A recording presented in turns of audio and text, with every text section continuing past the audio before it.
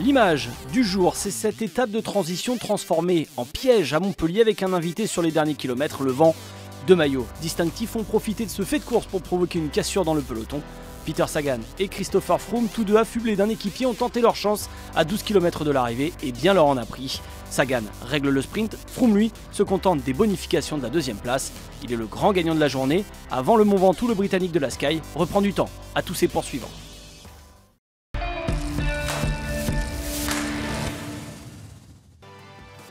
Aucune difficulté, ou presque, ce mercredi sur la route de la 11e étape du Tour de France. Un parcours tracé pour une arrivée au sprint à Montpellier. La préfecture de l'Hérault accueille la Grande Boucle pour la 32e fois de son histoire. Malgré un scénario presque connu d'avance, ils sont deux à partir, tenter leur chance devant. L'Australien Lee Howard accompagné du champion de France Arthur Vichot. Sous la chaleur des routes de l'Aude et de l'Hérault, les deux fuyards ne parviennent pas à prendre suffisamment d'avance pour espérer la victoire d'étape.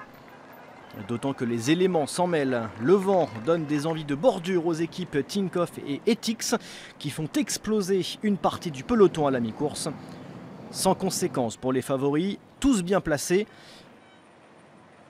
Mais au total, 81 coureurs sont piégés derrière, dont Wilco Kelderman ou encore Thibaut Pinot. Une accélération fatale également aux deux fuyards du jour, rattrapés par le peloton, assoiffés par le sprint intermédiaire à 49 km de l'arrivée. Jugé à Pézenas, Marcel Kittel l'emporte devant le maillot vert Peter Sagan et le Britannique Mark Cavendish. Un peloton lancé à vive allure vers Montpellier pour une arrivée prévue massive avec la centaine de rescapés du jour dans le peloton principal.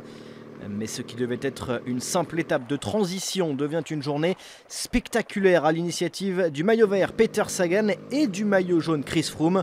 Chacun accompagné par un équipier, ce quatuor fausse compagnie au groupe des favoris dans les 10 derniers kilomètres et va compter jusqu'à 25 secondes d'avance. L'écart se réduit dans les derniers hectomètres, suffisant cependant pour assurer la victoire d'étape à Peter Sagan, deuxième la veille à Revel. Belle opération du Slovaque dans la course au maillot vert, belle opération également pour Chris Froome, deuxième de l'étape, qui grappille quelques secondes au général dans cette étape finalement très animée.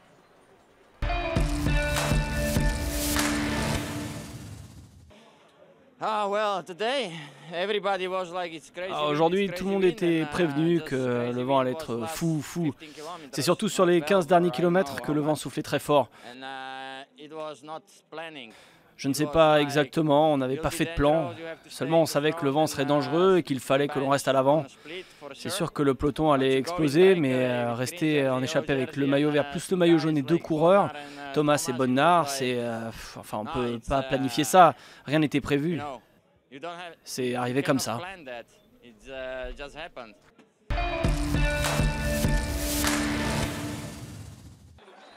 Deuxième victoire sur ce Tour 2016 pour Peter Sagan, vainqueur devant le maillot jaune Chris Froome qui obtient les 6 secondes de bonification pour sa deuxième place. Derrière, le Norvégien Alexander Kristoff règle le sprint pour la 4e place devant le Français Christophe Laporte. Au classement général, Chris Froome accentue l'écart sur ses poursuivants. Il compte désormais 28 secondes d'avance sur Adam Yates. Rodriguez et Meintjes sortent du top 10 au profit de Kreuziger et Van Garderen.